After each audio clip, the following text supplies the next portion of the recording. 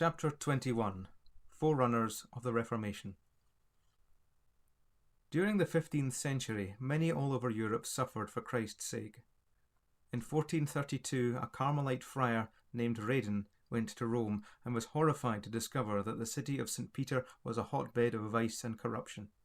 His spirit was stirred within him, and he preached against the prevailing enormities. Rome's answer was to degrade him from the priesthood and commit him to the flames. Better known is Savonarola, an Italian monk who preached boldly in Florence. Pope's legate arriving in the city, he and two companions were charged with heretical teaching, among which the doctrine of free justification through faith in Christ was specifically mentioned. All three were burnt to death in 1499. Among the faithful witnesses for the truth during this century, John Weselus of Groningen deserves special mention. He stands out as a man of solid piety, well versed in the truth of Scripture, and celebrated for his talents and learning. He lived from 1419 to 1489. In so many respects did his teaching anticipate the truths that came to light at the Reformation that he has been called the forerunner of Luther. Luther himself was astonished to find in his writings the very truths he himself was led to proclaim. "It is plain," he said, "he was taught of God, as Isaiah prophesied Christians should be. As in my own case, so with him, it cannot be supposed that he received his doctrines from men. If I had read his works before, my enemies might have supposed that I had learnt everything from Weselus. Such a perfect coincidence there is in our opinions." In spite of this, Weselus seems entirely to have escaped persecution. He does not seem, and here may lie the reason, to have discerned the iniquity of the papacy. Soon after the inauguration of Sixtus IV, the pontiff told Weselus he would grant him any request he should make. Weselus replied, "Holy Father and kind patron, I shall not press hard upon your holiness. You well know I have never aimed at great things, but as you now sustain the character of supreme pontiff and shepherd on earth, my request is that you would so discharge the duties of your elevated station that your praise may correspond with your dignity, and that when the great shepherd shall appear, whose first minister you are, he may say, 'Well done, good and faithful servant, enter into the joy of thy Lord.'" The Pope's answer was, "That must be my care, but do you ask something for yourself?" Weselus then asked for a Greek and a Hebrew Bible from the Vatican Library.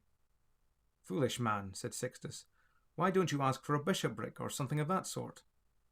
"For the best of reasons," replied Weselus, "because I do not want such things." Honest John Weselus could have had little inkling as to the true character of the man he was addressing, for the history depicts the career of Sixtus in dark colours. It has been said that with the pontificate of Sixtus, the papacy entered a new phase, in which it appeared chiefly as a great secular power, to which the spiritual character was merely attached as an accident. But light from God was about to shine, which would bring into evidence the works of darkness and expose the system on its head before the whole world. But more, that divine light was to shine brightly into the hearts of thousands and bring in liberty unknown since the days of the apostles. Before closing this brief review of Christendom in the 14th and 15th centuries, mention must be made of the fact that an attempt was made in the 15th century to unite the Greek and Roman churches. It was a failure. The Turks, who had overrun the eastern portion of the old Roman Empire, previously subjugated by the Mohammedans, captured Constantinople in 1453. Thus the last vestige of the empire of the Greek emperors disappeared. The Turks were also harrying the southern borders of Europe and causing a good deal of anxiety both to the Pope and the secular princes of Europe.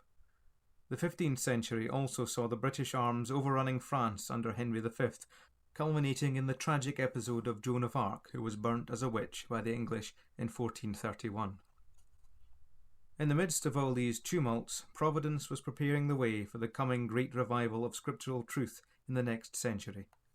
Printing was invented about the middle of this century, and this was to play its part in disseminating those liberating doctrines based on Holy Writ which characterized the Reformation. The truth was to set men free from the bondage of Rome, and the Holy Scriptures were by means of printing to become available to an extent hitherto undreamed of. The capture of Constantinople resulted in a mass of learned refugees fleeing to Europe with their books. The knowledge of the Greek language and literature was thereby disseminated in the West, and contributed to a revival of learning.